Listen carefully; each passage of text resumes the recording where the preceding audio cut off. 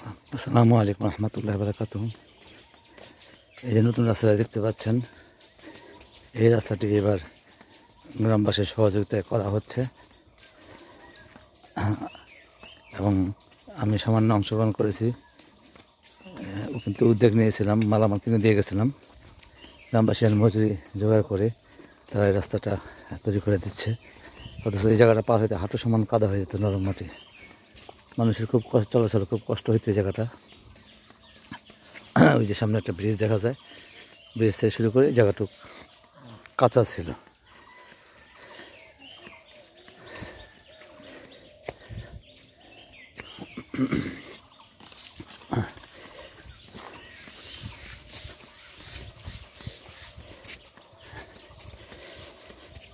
এবং সাইড দিয়ে মাটি দিয়ে দেওয়া হচ্ছে যাতে রাস্তা না ভেঙে যায়।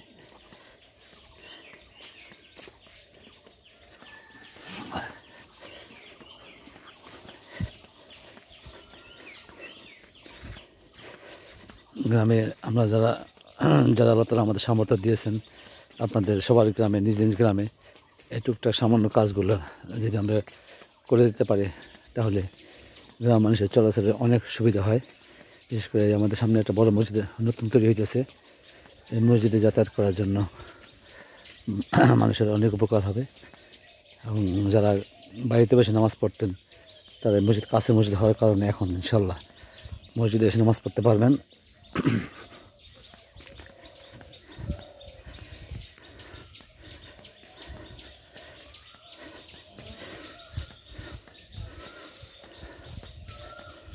আমরা দেখতে পাচ্ছি 7 কিলোমিটার একটু কম এই রাস্তাটুকু বাকি ছিল গত 20 বছরের উপরে। গ্রামবাসী কেউ উদ্যোগ নেননি। পরে বাধ্য হয়ে আমি এবার বর্ষা আসার আগেই উদ্যোগ নিয়েছিলাম, যার জন্য আল্লাহ রহমত করছে বৃষ্টি আসার আগে আমাদের রাস্তার কাজটা প্রায় শেষের দিকে। সামান্য একটু বাকি আছে, 100 গজের মতো রাস্তা বাকি আছে, এটুকু হয়ে যাবে ইনশাল্লাহ 2 দিনের মধ্যে। এইভাবে যদি গ্রামবাসী, যারা যে কোনো গ্রামবাসীতে এলাকায় যারা অর্থশালী আছেন, টুকটাক সামান্য কাজ যদি আমরা নিজেরা উদ্যোগ নিয়ে করে ফেলি, তাহলে আর গ্রামবাসীর কষ্ট হয় না। এখানে ইনশাল্লাহ যে পুকুর আছে, এই পুকুরের পাশে আমাদের মসজিদটা, এটা সম্পূর্ণ পুকুরটা বালু দিয়ে ভরাট করে এবং অনেক নিচের থেকে পাইলিং করে এর মতো উঠানো হয়েছে। 3 তলা মসজিদের ফাউন্ডেশন, আলহামদুলিল্লাহ 1 তলা ছাদ দিয়ে এখন গাঁথনির কাজ চলতেছে। ধন্যবাদ সবাইকে। আসসালামু আলাইকুম রহমতুল্লাহ বারাকাতুহু।